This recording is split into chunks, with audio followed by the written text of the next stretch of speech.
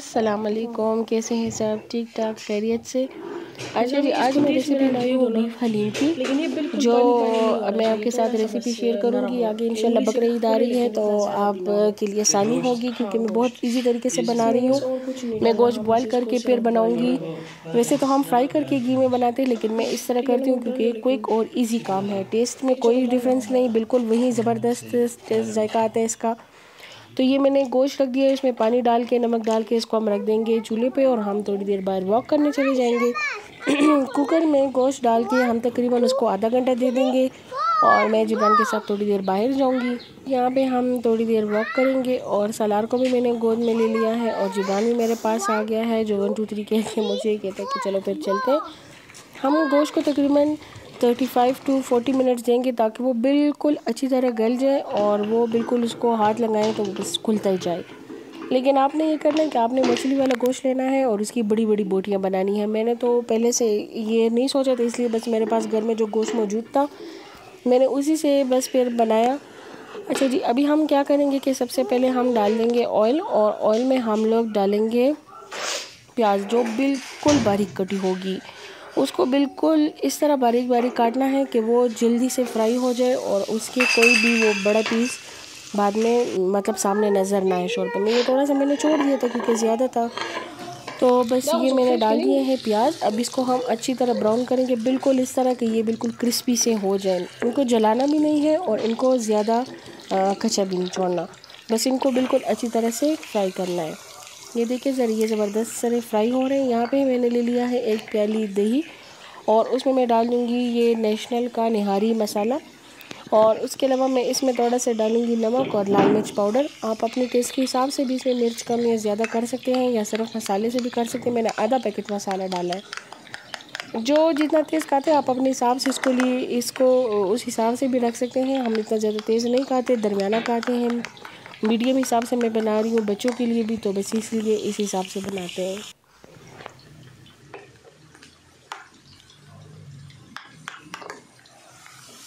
यहाँ पे प्याज भी बस ब्राउन होने के करीब है, बिल्कुल हल्की हल्की सी अब ये पक गई है और अभी इसका कलर चेंज होना शुरू हो जाएगा क्योंकि ये बहुत बारीक कटी हुई है, तो बस इसलिए ये बहुत जल्दी हो जाएगी। ये देखिए इसमें मैंने फिर डाल दिया थोड़ा सा नमक और लाल मिर्च। अब इसको मैं अच्छी तरह से मिक्स कर दूँगी और फिर हम इसको शामिल करेंगे। वीडियो को ज़रूर एंड तक देखिएगा ताकि आपको आइडिया हो सके कि कितना आसान है ये निहारी इस तरह बनाना, और अपने दोस्तों के साथ भी शेयर करें। चैनल को सब्सक्राइब करें ताकि मेरी मज़ीद जो नई नई वीडियोस हैं वो आप तक पहुंच सके, आपको नोटिफिकेशन मिलता जाए। बेल आइकन का बटन भी दबाएं ताकि आपको सारे नोटिफिकेशन मिलते जाएं। ये देखिए प्याज का कलर बिल्कुल चेंज हो गया। अभी इसमें मैंने डाल दिया है लहसुन अदरक और फिर इसको थोड़ा सा भुनेंगे। फिर हम इसमें आगे का प्रोसीजर करेंगे। देखिए आप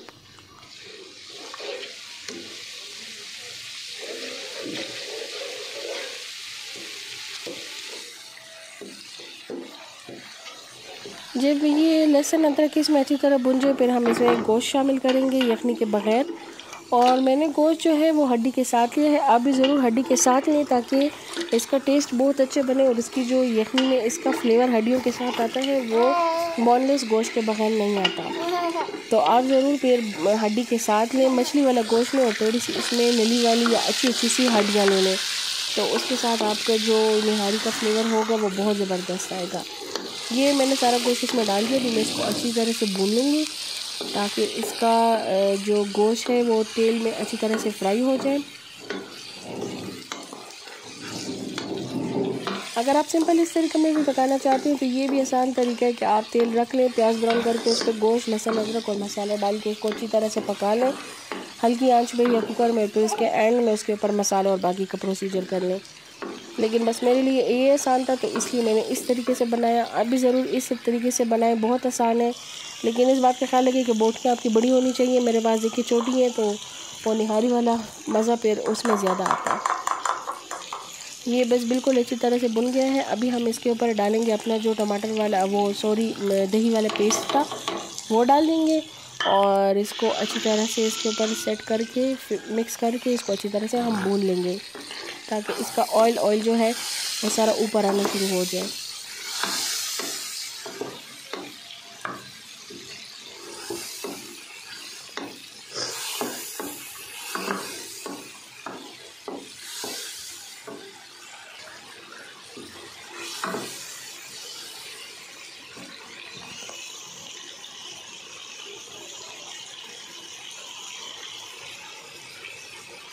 ये देखिए ज़रा ये बिल्कुल अच्छी तरह से भुन गई है और ऑयल जो है वो ऊपर आना शुरू हो गया है। इसके बाद हम जितने हमारे पास यखनी है, जब तेल ऊपर आना शुरू हो जाए, भुन जाए, तो फिर हम वो यखनी इसके ऊपर डालेंगे और फिर उसमें तकरीबन इसको 5 से 10 मिनट तक अच्छी तरह से भूनेंगे, पकाएंगे, ताकि ये यखनी का जो फ्लेवर है मसाले का वो सारे यखनी में और इसका जो शोरबा है उसमें शामिल हो जाए। इस तरह हम लोग ये सारा शामिल कर देंगे और इसको तकरीबन 5 से 10 मिनट तक अच्छी तरह से मिक्स करेंगे और उबालेंगे। अच्छा, यहाँ पर जितनी देर में वो उबल रही है, यहाँ पर मैंने ले लिया है आटा, जो हम लोग घर में यूज़ करते हैं। मैदा आपने नहीं लेना, बाकी आपके पास जो भी फ़ाइन आटा हो आप वो ले लें और उसमें तकरीबन 3 से 4 चम्मच आप आटा ले लें और उसमें इतना पानी डालें कि इस किस्म का एक मिक्सचर सा लिक्विड सा तैयार हो जाए। फिर हमने जो हमारा सालन है, कोरमा है, उसके ऊपर जो ऑयल आया हुआ है वो सारा हम निकाल लेंगे। वो एंड में हम इसके ऊपर डालेंगे ताकि इसकी जो रेडनेस है वो सारी हम एंड में इसके ऊपर डाल दें।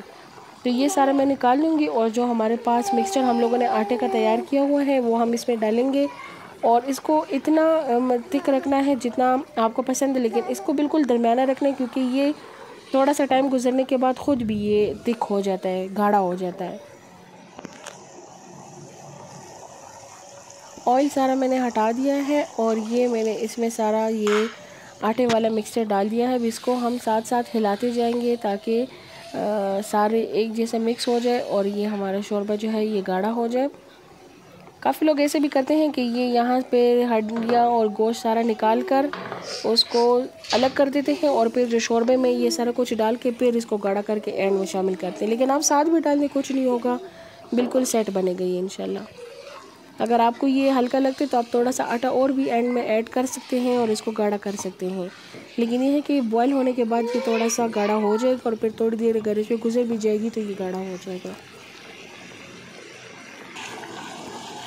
एंड में हमने इसको कलर देने के लिए इसको एक तड़का देना है कश्मीरी मिर्च का, तो वो हम इस तरह करेंगे कि थोड़ा सा घी या ऑयल लेकर उसमें थोड़ी सी कश्मीरी मिर्च डालेंगे, उसको थोड़ा सा भून लेंगे कि वो पक जाए, उसका कच्चापन ख़त्म हो जाए, तो उसका तड़का देंगे। और साथ ही हम लोग यहाँ पे सब्ज़ी मिर्ची और अदरक काट देंगे, नींबू अगर हैं तो वो भी आप काट के रख दें, धनिया जिसको पसंद है धनिया भी ऊपर डाल सकते हैं सर्विंग के टाइम पर।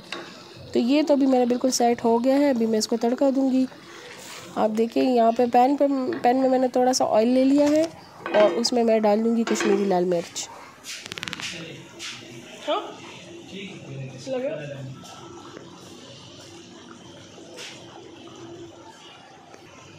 ये देखिए ये मैंने डाल दिया है। अब इसको थोड़ी देर के लिए हम लोग पकाएंगे, इसका कच्चापन ख़त्म करेंगे, इसको थोड़ा सा भून लेंगे, तेल भी पक जाएगा और ये भी।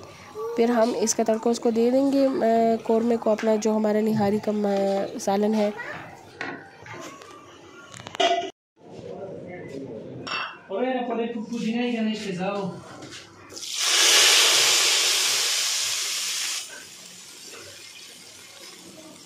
ये देखिए तड़का देने के बाद इसको अच्छी तरह से मिक्स कर लेंगे और जो ऑयल हमने निकाला था वो भी हम ऊपर डाल देंगे।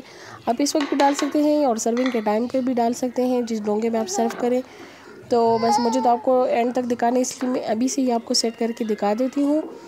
और चैनल को सब्सक्राइब करना ना भूलें और दोस्तों के साथ भी शेयर करें ताकि मज़ीद अच्छी अच्छी वीडियोज़ आप तक पहुँच सके, आप देख सकें।